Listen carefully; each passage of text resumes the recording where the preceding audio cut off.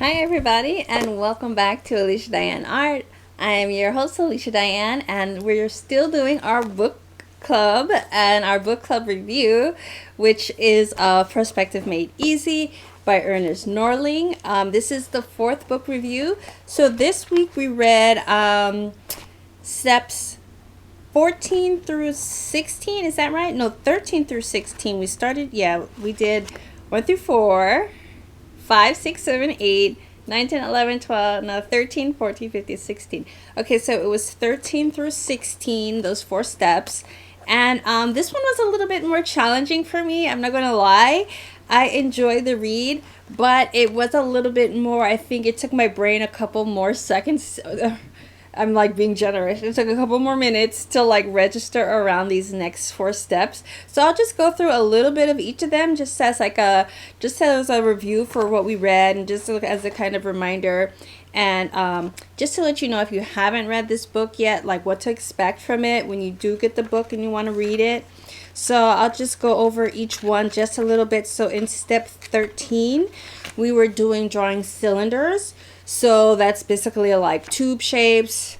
I have my little lip gloss right here. So tube shapes in perspective, if that makes sense. So a lot of the idea behind it was just that circles become ellipses, which is like basically essentially an oval in perspective. And he was just talking about how that works and that it's always like from the same angle. So you don't want to have like a oval from like a sideways, and it's not gonna translate into a cylinder if you do it like from a different type of angle. It's always sort of like the same angle. So that part I felt like was kind of like, oh, I feel like I kind of know what I'm already doing with ellipses. I feel comfortable like eyeballing cylinders in perspective. But I did actually, I was a little bit like, me, it's cylinders, whatever, like it's not that hard. But when he started to do it as the whole shape, not just like a circle in perspective, but the actual whole shape of a cylinder, it started to make more sense as he explained that it can be done with car tires and like connecting those 2 tires with like an axis or like an axle. That made a lot more sense for me. That felt like something that I can really use in my own drawings, especially because I have such a hard time drawing cars. So that made it make a lot more sense to me. He did like a breakdown of like also translating the bricks into circles and then into like the cylinders, so that made sense too. In step 14, it was, let's see, how to practically use that cylinder drawing. So he went more into detail with doing the vehicles and how to do like an old-fashioned car.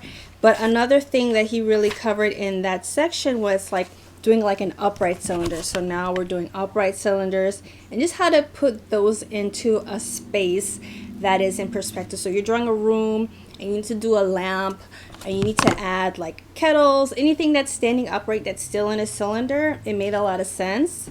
Another thing that he covered was like doing the different sections of, let's say, like an umbrella. So he started off with the example of umbrella and then did a couple of other exercises, like how it could be useful for like dividing the spaces for like a column, for say like a Roman temple column, like, you know, all of the ridges in there, like how do you space them out. So he explained that really well. How to do like lamp ridges, anything that is like cylinder or like sphere, and you need to space those out in perspective. He did a really nice breakdown of how to do that, so I really appreciated that. So that made a lot of sense for me. In 15, we started doing checkerboard spaces. So what I realized at first, I was like, checkerboard, and then I thought, oh, you know what? I'm working on a rug right now on one of my spreads in my comic. So I'm like, that makes a lot of sense, because that could be the same thing. Even if you're not doing like necessary checkerboard shape, you can do the same sort of thing with objects that are spaced evenly on a like rectangular surface in perspective. So the way he broke that down made a lot of sense for me, and I think that was really helpful. So I would definitely recommend reading that section if you're trying to figure. And one of the things about this book is that you don't necessarily have to read it like from cover to cover. It can also be just kept as like a reference book, and I think it's helpful like to read it once over, and then that way you know like all the details therein. That way when you need it for a particular project, you can always go back to it. I definitely feel like I'm going to keep this in my library, like close to my desk, so I can refer back to it whenever I need it for different types of things, because I do feel like with perspective, it's a lot of memory and a lot of remembering how to do these steps. It's not necessarily the same as just learning something once and then you just kind of know it forever. I think you kind of have to memorize these things, and then you slowly start to just know it on your own. Like after you've memorized it, then you can keep repeating. But for me, I know that I'm going to have to keep referring back to it for a little while just so I can get used to it. And I'm definitely going to keep this book handy with me, especially as I'm doing like my backgrounds.